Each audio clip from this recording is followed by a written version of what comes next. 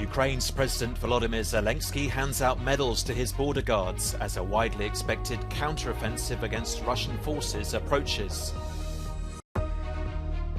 As the fight for Sudan rages on, more than 400 civilians have died and thousands injured.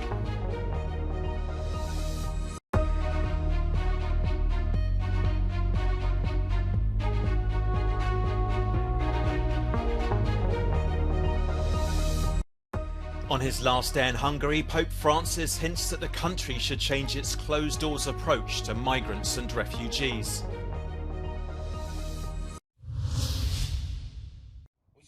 Ukrainian President Volodymyr Zelensky has been handing out medals as a widely expected counter-offensive approaches.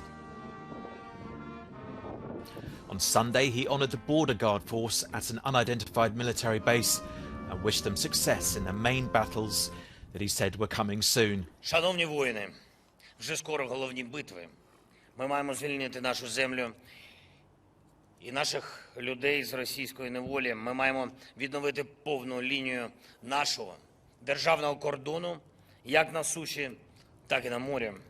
Я впевнений, що героїзм, надійність, стійкість наших прикордонних військ потужно допоможуть Україні на цьому важливому історичному шляху.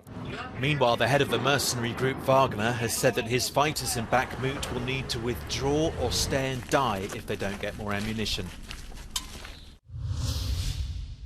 Il y a plusieurs denrées alimentaires que les prix ont flambé et tout ça. Franchement, c'est un peu compliqué pour les pays africains. The invasion of Ukraine, the world's breadbasket, has sent the world grain markets into panic.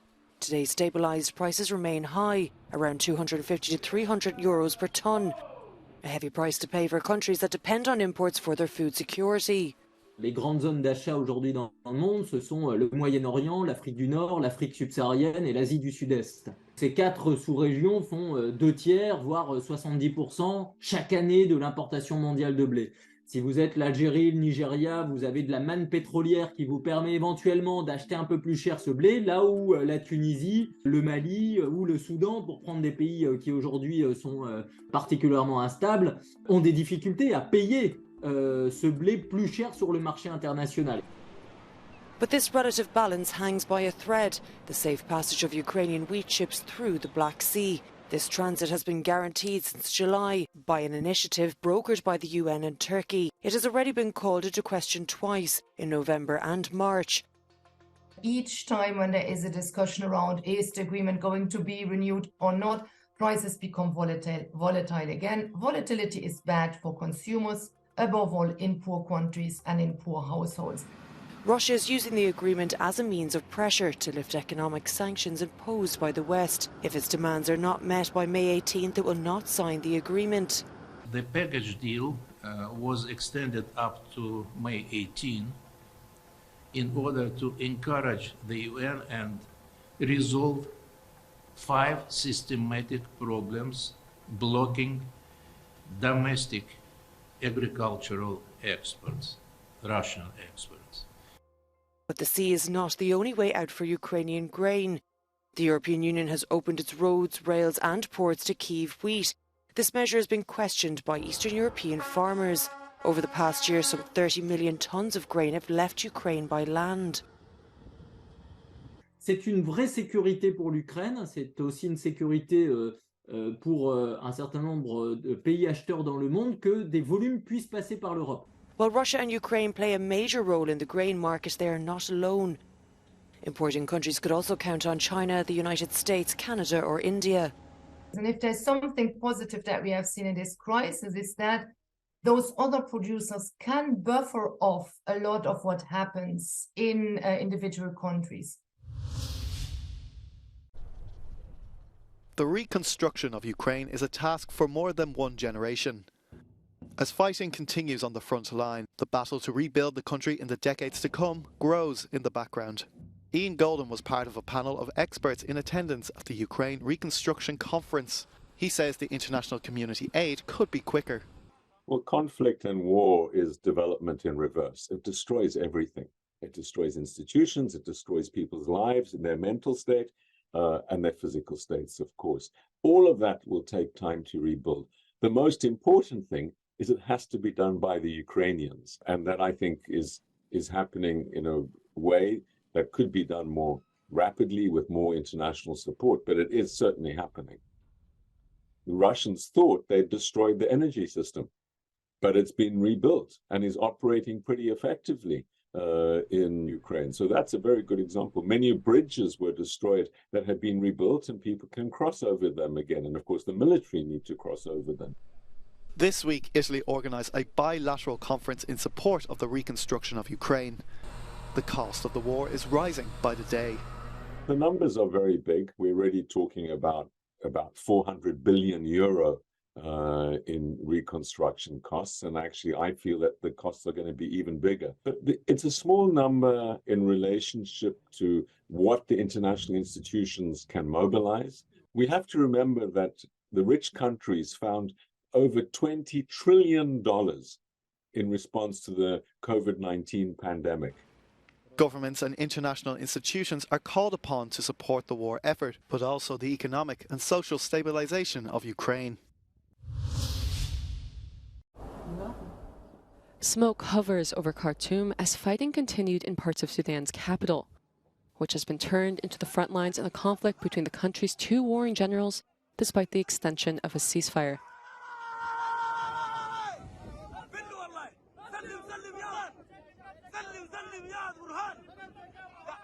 Ordinary civilians are caught in the crossfires. With more than 411 people killed in the past 2 weeks, another 2,023 have been injured, and that number is expected to rise. The roads to Sudan's borders are packed with people trying to flee the conflict. So far, around 50,000 people, mostly women and children, have fled into neighboring countries. International evacuations are still being carried out, including this group of Iranians who touched down in Saudi Arabia on Saturday.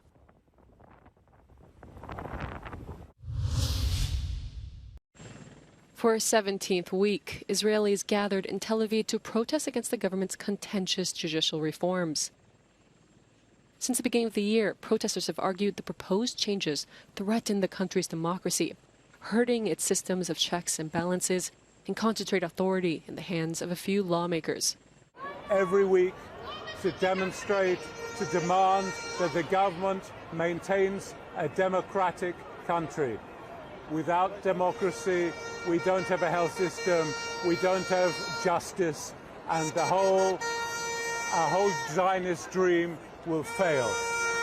I'm here, and I will be here every week until the government falls. Tens of thousands of right-wing Israelis also gathered in Jerusalem last Thursday to rally in support of the reforms. They say that the overhaul is needed to rein in unelected judges. The protests have forced Prime Minister Benjamin Netanyahu to postpone the controversial plan, but rally organizers say they'll continue. A man has shot 3 people dead before turning the gun on himself, Portuguese police said on Sunday. Local media described it as a dispute among rival pigeon racers in the city of Setúbal, south of Lisbon. The 4 had been taking part in a pigeon race when they fell into disagreement about an illegal vegetable garden, Portuguese media reported from the scene. Though Portugal has restrictive gun laws, some firearms are permitted for hunting. Of around 80 murders per year on average in the country, about a fifth are shootings. More than 2,000 journalists, lawmakers and celebrities gathered in Washington for its annual White House Correspondence Dinner. And its main course, jokes about President Joe Biden's age. Call me old. One comedian mocked Biden for running for a second term in the White House, saying that while in France, people are rioting because they don't want to work until 64, in the U.S., they are begging to work until their mid-80s. The dinner is meant to celebrate press freedom and freedom of speech, and usually involves roasting the country's sitting president. Pope Francis ended his visit to Hungary by urging its people to open their doors to others and a plea for Europe to welcome migrants and the poor. And whilst Francis expressed appreciation for Hungary's recent welcome of Ukrainian refugees, he challenged the government's hardline anti-immigration policies. Bár a sokak által várt merész kiállások és kritikák elmaradtak, Ferenc pápa 3 napos látogatása során bebizonyította érzékenységét azzal, hogy elsősorban szegényekkel, betegekkel, vakokkal és menekültekkel találkozott, valamint bátorságát is, azzal, hogy többször az eredeti programtól eltérve kiszállt autójából, vagy lesétált a lépcsőn a magyar hívek közé, ezzel százezrekhez hozva el az Úr igéjét. Euronews asked her father at Budapest's Catholic University to comment on the papal visits. He said many had expected the Pope to rebuke the Hungarian government, but in his opinion that hadn't happened. Egy éles ellentét volt a magyar kormány menekültpolitikája, illetve a pápa evangéliumi prédikációja között. És hát az az idő azért már bőven mögöttünk van. Tehát 6-7 évvel mögöttünk van az az idő, és talán különösen tényleg az eukarisztikus kongresszuson mutatkozott meg az, hogy vannak olyan témák, vagy van egy olyan spirituális együttállás, ami most működni tud. And the father added that the Pope had criticised Hungary for its overemphasis on nationalism. Mindig üzennek. Tehát Ferenc pápa most is üzen, hogyha ezt a néhány beszédet, ami eddig elhangzott, azt figyeljük, akkor abban már benne volt az üzenet, hogy a nacionalizmus, a nemzeti identitás túlhangsúlyozás, az nem biztos, hogy működik, egy nagyobb poliszban, egy nagyobb közösségi együttélésben kellene gondolkodnunk Európában, ez is üzenet. And in a final prayer on Sunday, Francis had prayed for peace in Ukraine and a future of hope, not war. A future full of cradles, not tombs, a world of brothers and sisters, not walls.